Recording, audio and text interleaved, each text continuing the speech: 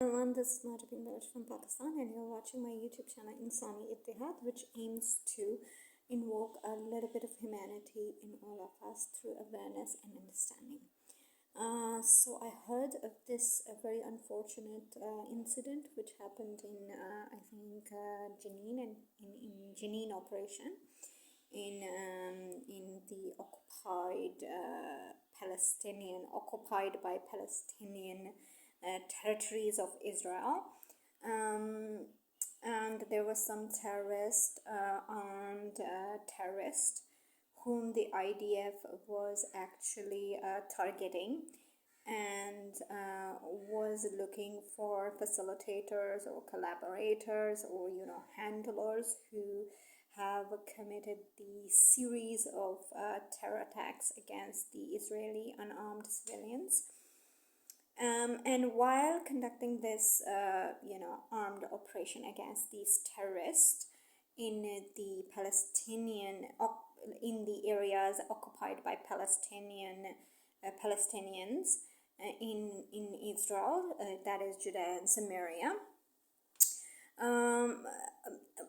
During this operation, unfortunately, a female journalist who is of the Arab and Palestinian origin, I think, was murdered and killed. Now, in a crossfire, it is very, very difficult to say and determine that the bullet which killed her or hit her was actually an Israeli bullet, or the terrorist actually killed this journalist. Well, in my opinion, Muslims and particularly underdeveloped Asian countries, Middle Eastern countries, or even African countries, there is this standard protocol that to invoke the sentiments and humanity on international floors, international platforms. Make sure the number of victims in a war zone or in any operation to combat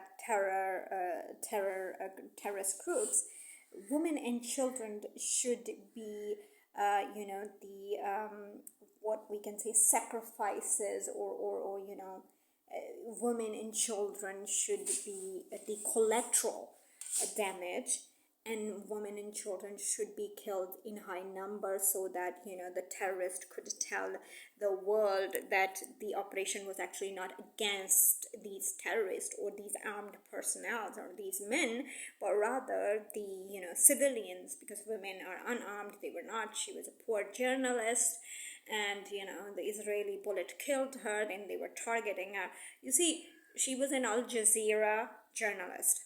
It would be a very stupid idea by IDF, who is a professional army, and he is responsible and accountable for its action, not only by the international world, but also internally to the Israeli government, to the institution.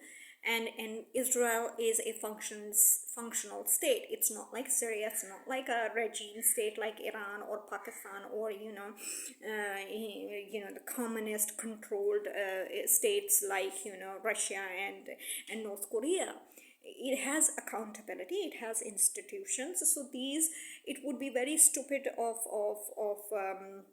any of the IDF soldiers to hit or specifically target an Al Jazeera Arab Palestinian female journalist.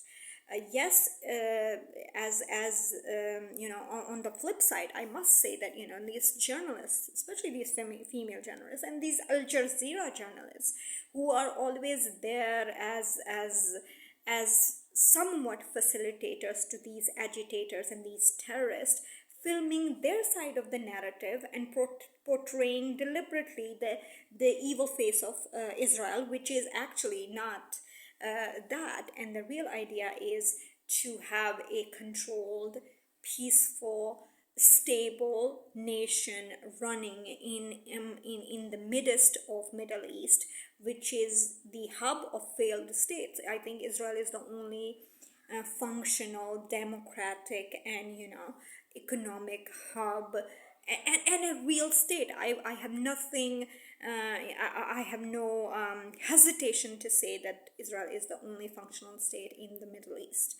And it would not make sense that if IDF would specifically target this woman. So definitely, either she is murdered and have become this collateral damage and this bait to sell off this narrative that Israel is this and they target women and are, because Palestinian terrorists have targeted unarmed civilian Israeli citizens so far in these terrorist attacks. To counter that and to show the world, oh, we are not such bad people. Look at this IDF people, they come to Jenin and these areas to do a military operation against the terrorists, but they're actually killing unarmed civilians and journalists specifically, that too Al Jazeera journalist. Wow. So I don't think it was a deliberate or targeted killing, and it could be that in an exchange of fire between the terrorists and the IDF soldiers while conducting this counter-terrorism operation in Jenin, she might have accidentally hit by a bullet coming from the Israeli side. It could be deliberate also. I mean, the Palestinian made sure that she was hit by the IDF, bullet. Or it could easily be these Palestinian killing this, Al Jazeera Arab Palestinian journalist by themselves just to gain sympathy and just to get the world, which is by and large very emotionally irrational and stupid, and any idiotic idea can be sold with a pretty face and right amount of fake emotions. So this is something really, really propagate.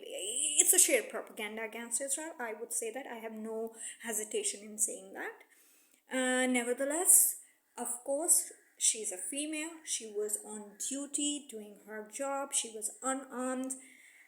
It's an unfortunate incident. My condolences to her family.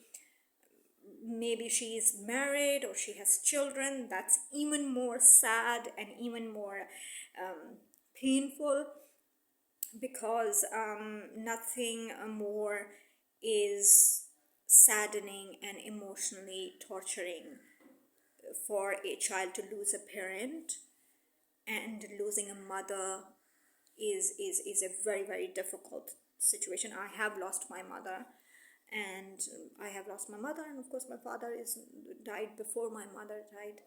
So it is personally for me as it's a very, and I think this is my message generally to the world and the underdeveloped world and Middle East and all these terrorists and revolutionary armed uprisings. Stop using women and children just to get emotional support from the world. I have a huge respect for Ukrainian resistance and Ukrainians fighting for the rights of their country and their sovereignty and their independence. And the way they fight is just so admirable, so amazing, and so inspiring, that they're sending their women, their elderly, their children out of Ukraine. And men are the ones who are facing the heat and fighting the Russian, tenfold bigger, sophisticated, army of Russia. And these are the men who are fighting men. Ukrainian army is not targeting civilian areas of Russia. They are fighting the Russian soldier man to man in the battlefield. They are targeting the Russian tanks, the Russian helicopters, the Russian armed personnel. Now, this is how men fight. This is how wars are fought. I have huge respect for Ukrainians in this and in this war, and that's why I take their sides. It's because their share respect for being, having this masculine responsibility, masculine, duty to protect the elderly, the feminine, the females, and the children, and then fight for this, for their country and their sovereignty. Huge amount. And that's the reason that I support it. And on the helm of it, on the top of this inspirational war of resistance, of respect, of sovereignty, of righteousness, is Volodymyr Zelensky, who is there. I mean, he's not using his wife. He has a beautiful wife who is wonderfully articulated. She can, she has, send out messages for peace and everything. But such an amazing guy. He is facing the world, telling the world what's happening, fighting the war with his soldiers and his people. But he's not using his wife, or he's not using his children, or Ukrainian women, or Ukrainian children. So my request to the whole world would be to, have Ukrainian men and Ukrainian revolution as a benchmark. Take the inspiration from them. Even IDF is a great inspiration. I mean, I think world's moralist army. Of course, exceptions. Exceptions are out there. There are problems in every society, in every institutions, in every institution, in every country. So obviously, IDF is not like it's not a force of angels or Gabriel or Michael coming against the army of Satan. That too will happen once Mashiach come, Bazarat Hashem soon. But Bazarat Hashem very soon. Looking at the situation and circumstances, but nevertheless, of course, IDF has its own shortcomings and faults. But nevertheless, compared to the general other armies and other institutions, I can say it with very much confident that IDF is the moralist armed institution which considers so many of moralistic and ethical perspective before engaging into conflicts or war or operations. And yes, I would not easily believe in such a theory that they specifically target women and children. They are very principled and ethically and morally strong to do such low or below the dignity things. So I hope the investigation comes up soon and we find the truth. Again, condolences to her family if she has children, condolences to her children and everything. And this must stop. There should be a political and actually security-wise also the operations are very well justified. But it's time that we all should strive for sustainable and long-term peace in the Middle East and especially in Eretz Israel. Thank you very much and take care of yourself wherever you are. Thank you.